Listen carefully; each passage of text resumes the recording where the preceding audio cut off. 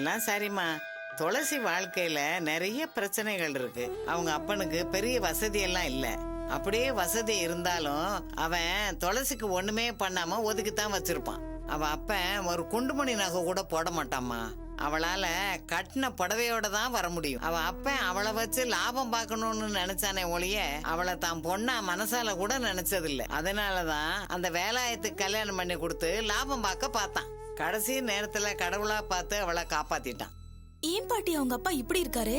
அவன் அப்பனை பத்தி தெரிஞ்சுக்கிறத விட என் பேத்திய பத்தி நீ சில விஷயம் தெரிஞ்சுக்கணும். துளசிக்கு அம்மா இல்லம்மா. ஏன் பாட்டி அவங்க அம்மா இறந்துட்டாங்களா?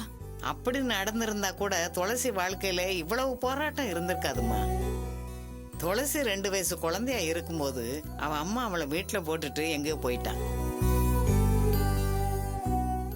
அதனால அவன் அப்பன் ஓடி போன பொண்டாட்டி மேல இருக்க கோவத்தை இன்னைக்கு வரைக்கும் துளசி மேலதான் காட்டிக்கிட்டு இருக்கான். இன்னைக்கு வரைக்கும் துளசி ஒரு போராட்டத்தோட தான்மா வாழ்ந்துகிட்டு இருக்கா. அதுக்குதான் அவ கல்யாணம் பண்ணி போயாவது நல்லா இருக்கட்டும்னு நினைக்கிறேன். நீ துளசிக்கு ஏதோ மாப்பிள்ளை பாக்குறேன்னு சொன்னதுனால நான் உங்ககிட்ட இதெல்லாம் சொல்றேம்மா. மாப்பிள்ளை வீட்டுக்காரங்களுக்கு இதெல்லாம் தெரியட்டும். ஏன்னா அப்புறம் துளசி வாழ்க்கையில இதனால கஷ்டம் வந்துடக்கூடாது. 1000 பொய் சொல்லி கூட ஒரு கல்யாணத்தை பண்ணலான்னு சொல்லுவாங்க. ஆனா உண்மையை சொல்லி அதனால வர்ற வாழ்க்கை தான் துளசிக்கு நிலையா இருக்கும்னு நான் நினைக்கிறேன். அத நீ பாத்துக்கம்மா. உங்க பேத்தியோட நிலைமைய நினைச்சா என் மனசுக்கு ரொம்ப கஷ்டமா இருக்கு பாட்டி. நிச்சயமா உங்க பேத்திக்கு பொறுமையும் சகிப்புத்தன்மையும் நிறைய இருக்கும். கண்டிப்பா அவங்க போற இடத்துல நல்லா இருப்பாங்க பாட்டி.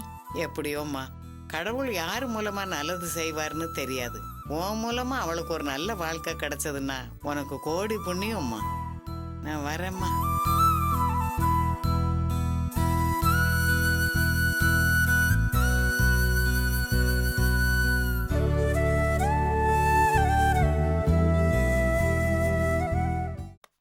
சுதா,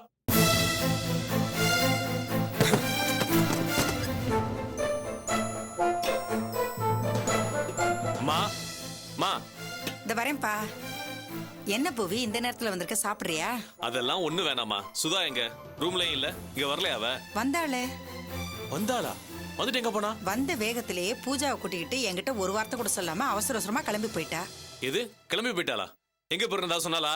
அதான் சொல்றேனேப்பா, என்கிட்ட கூட ஒரு வார்த்தை சொல்லாம கிளம்பி போயிட்டான்னு. என்ன பூவி, என்னாச்சு அவளுக்கு? என்ன ஆச்சுன்னா எடுத்து சொல்றது. எல்லாம் தமிழர் சால வந்த வேண. தமிழா? ஏன் என்ன பண்ணா? வருவான்ல, அவன்கிட்ட கேட்டு தெரிஞ்சுக்கங்க. என்னவோ தெரியலப்பா, வர வர உன் பொண்டாட்டிக்கு தமிழரச கண்டாலே ஆகல. அவ அவனை எதிரிய பாக்குற மாதிரியே பாத்துக்கிட்டு இருக்கா. அவன் ஏதோ வர்றான் போறான். ஏன் தான் உன் பொண்டாட்டி அவனை கரிச்சு கொட்டுறாளோ தெரியல. சும்மா வாய மூடுமா. அவளே குறை சொல்லிட்டு இருக்காத. தமிழால தான் எங்க 2 பேருக்குள்ள எவ்வளவு பிரச்சனையும். எல்லாம் நீ கொடுக்குற செல்லம் தான் இப்படி பொறுப்பலா சுத்திட்டு இருக்கான் பாரு. ஏன்பா அவன் என்னதான் பண்ணா? உன் புள்ள புராணத்தை பாடுறதுக்கு எனக்கு இப்ப நேரம் இல்ல. நான் போய் முதல்ல என் பொண்டாட்டியை கண்டுபிடிச்சு கூட்டு வரேன். சரி, அவ செல்லுக்கு தான் போட்டு பாரு. சுவிட்ச் ஆஃப் பண்ணி வச்சிருக்காமா. எல்லாம் என் தலையெழுத்து. நான் போய் பாத்துக்கிறேன். என்ன இவன்?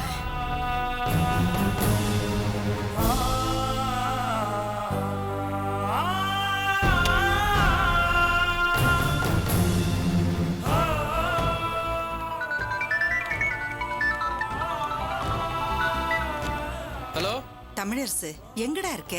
ஆபீஸ் தான் இருக்க. என்னம்மா? புவியரசுக்கும் உனக்கு என்னடா பிரச்சனை? ஒன்றும் இல்லைம்மா. ஏன் கேட்குற? பூவி எங்க வந்தானா?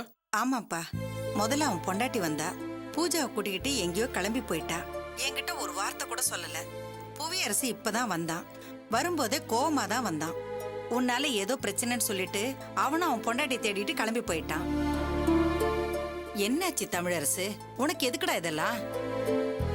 அவனை போலீஸ்காரங்க வந்து கூட்டிட்டு போனதுல இருந்தே அவன் பொண்டாட்டி உன் மேல ரொம்ப கோவமா இருக்கா. என்னப்பா இப்ப புது பிரச்சனை? நான் ஒன்றும் பண்ணலம்மா. அப்புறம் எதுக்குப்பா அவன் அப்படி சொல்லிட்டு போறான்? அதெல்லாம் ஒன்றும் இல்லைம்மா, சின்ன விஷயம் தான்மா. பூவி சொன்னதை பத்திலாம் நீ ஒன்றும் கவலைப்படாதம்மா. கவலைப்படாம எப்படிப்பா இருக்க முடியும்? அவன் உன்னை பத்தி சொல்லும் போது மனசுக்கு கஷ்டமா இருக்குல்ல. அதெல்லாம் ஒன்றும் இல்லைம்மா. பிசினஸ் பண்றாங்களா, ஏதோ டென்ஷன்ல இருப்பாங்க.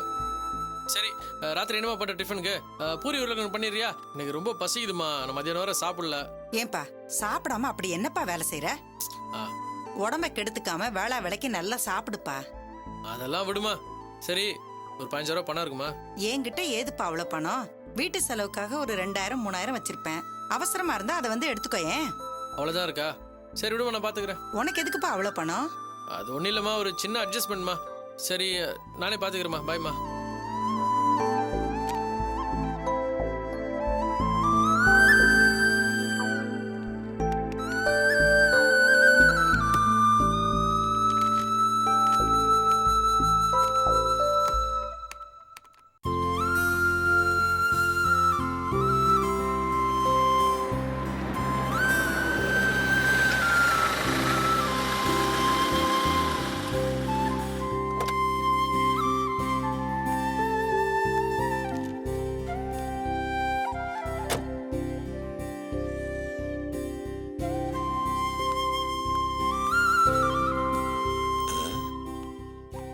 டீ கடையை காணாம, டோக்கன் எங்க வாங்குறது?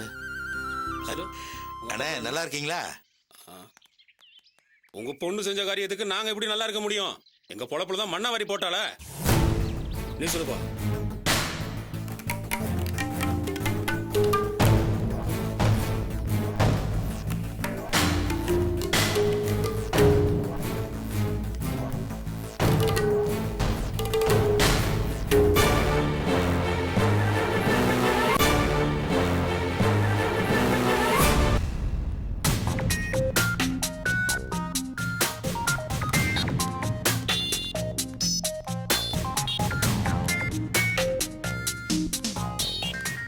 வணக்கம் சார். நீயா? என்னது? எஃப்சிக்கு வந்திருக்கேன் சார்.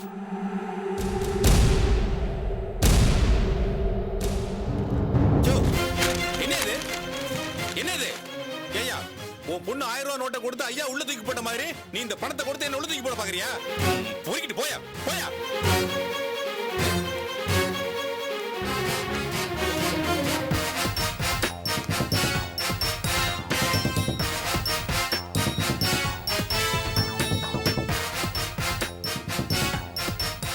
பணத்தை எடுத்துட்டியா? எடுத்துட்டேன் சார். கொடு.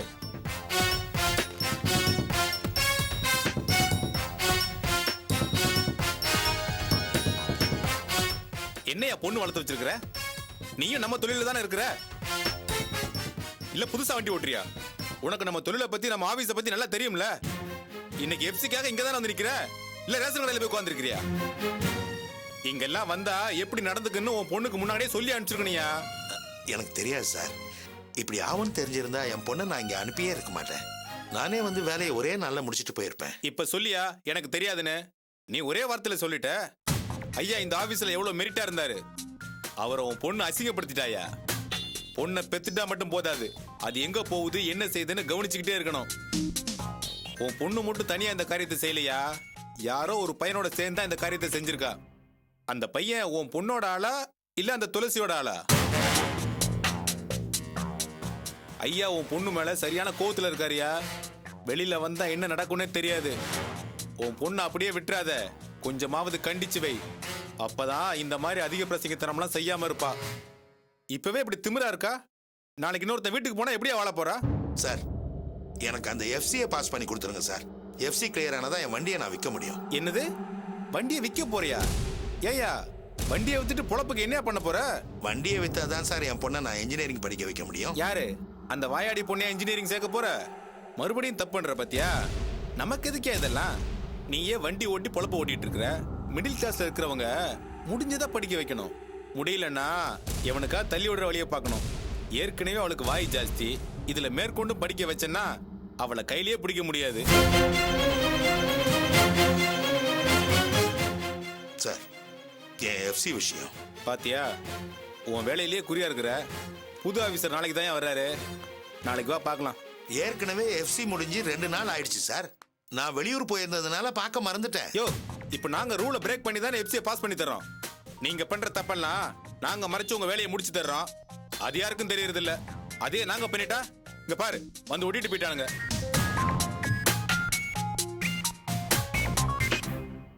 சார் எஃப்சி இல்லாமல் நான் வண்டியை வெளியில் ஓட்ட முடியாது சார். ப்ளீஸ். சரி, அப்போ நம்ம காம்பவுண்ட்லேயே வண்டி விட்டுட்டு போ.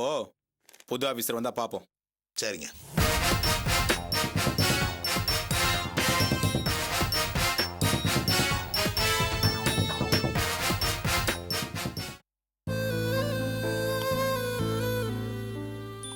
அம்மா, நம்ம வீட்டுக்கு எப்பம்மா போவோம்?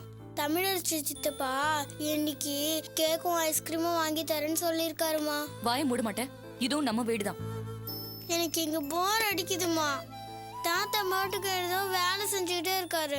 நம்ம வீட்டுக்கு போனா லாவண்யா எனக்கு நிறைய கதை சொல்லும். எனக்கு இங்க இருக்க பிடிக்கல. வாமா போலாம். நீ சும்மா இருக்க மாட்டியா? நம்ம கதையே இங்க பெரிய கதையா இருக்கு. சும்மா சாப்பிடு. சுதா, நீ வீடு கட்டுற விஷயம் எந்த ஸ்டேஜ்ல இருக்கு? இன்னும் 1 மாசத்துல முடிஞ்சிரும்பா. கிரகப்பிரவேசம் பண்ண வேண்டியதுதான். அப்போ உங்க மாமியாரை வச்சு கிரகப்பிரவேசம் பண்ணி ஒரு நல்ல பார்ட்டிக்கு வாடகைக்கு விடு. நாங்க அதை பத்தி இன்னும் யோசிக்கலப்பா. ஏமா, வீட்டை கட்டி முடிச்சிட்டு சும்மா பூட்டியா வைக்க போற? இல்லப்பா, நாங்களே இந்த வீட்டுக்கு போலான்னு இருக்கோம். நீங்க என்ன எல்லாரும் தானே போக போறீங்க? இல்ல, நானே என் புருஷன் என் குழந்தை மட்டும். அப்போ மாமியார் நாத்தனார் மச்சனை இவங்கெல்லாம்? அவங்களாம் அந்த வீட்லயே இருப்பாங்க. ஏமா, நீ வீடு கட்டுற விஷயத்த இப்போவாது நீ சொல்ல போறியா இல்லையா? இல்லப்பா. வீடு கிரகப்பிரவேசம் வரைக்கும் வந்தாச்சு. இதுக்கு மேலே சொல்லலன்னா எப்படிமா? உங்களுக்கு அந்த வீட்ல நடக்கிற பிரச்சனை எதுவும் தெரியாதுப்பா. நாங்க வீடு கட்டுற விஷயத்த அவங்க கிட்ட சொன்னா நீங்க நினைக்கிற மாதிரி அவங்க சந்தோஷப்பட மாட்டாங்க. அம்மா, சந்தோஷப்படுறாங்களோ இல்லையோ அதை சொல்லித்தான் ஆகணும். புது வீடு குடி போறதா இருந்தா நீங்க எல்லாரும் ஒன்னா போயிருங்க. இல்லன்னாக்கா அதை வாடகைக்கு விட்டுட்டு பழைய வீட்ல இருங்க. எங்களால நிறைய நாள் அந்த வீட்ல இருக்க முடியாதுப்பா. எங்களுக்கு அங்க நிறைய பிரச்சனைங்க இருக்கு. என்ன பிரச்சனைனாலும் உன் நாத்தனார் கல்யாணம் வரைக்கும் நீ ஒன்னா தான் இருந்தாகணும். உன் நாத்தனாருக்கு நீயும் உன் புருஷனும் தான் அப்பா அம்மாவா இருந்து கல்யாணத்தை நடத்தி வைக்கணும். அதை செஞ்சு முடிச்சிட்டீங்கன்னாக்க அதுவே கோடி புண்ணியம். நீ புண்ணியத்தை தேடி வேற எங்கேயும் போக வேண்டிய அவசியம் இல்ல. அதான் லாவண்ய கல்யாணத்துக்கு பணம் சேர்த்து வச்சிருக்கோம்ல.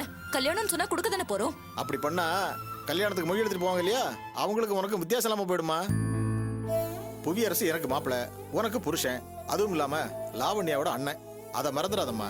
கல்யாணம் ஆயிட்டா உன் புருஷனுக்கும் குடும்பத்துக்கும் சம்பந்தம்னு நினைக்காதம்மா.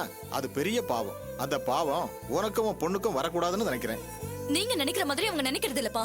அங்க என்னென்ன பிரச்சனை வேண்டாம்மா. இருக்கணும்? ஒரு பொண்ணு கல்யாணம் ஆயிட்டா தாய் வீட்டுக்கு வரலாம் போலாம். ஆனா புகுந்த வீட்டு பிரச்சனை வரக்கூடாதுமா. அப்படிப்பட்ட வாழ்க்கை தான் நிம்மதியா இருக்கும். நான் இப்ப ஏன் வந்தேன்னு உங்களுக்கு தெரியுமாப்பா? தெரியாதுமா, தெரிஞ்சுக்கவும் விரும்பல.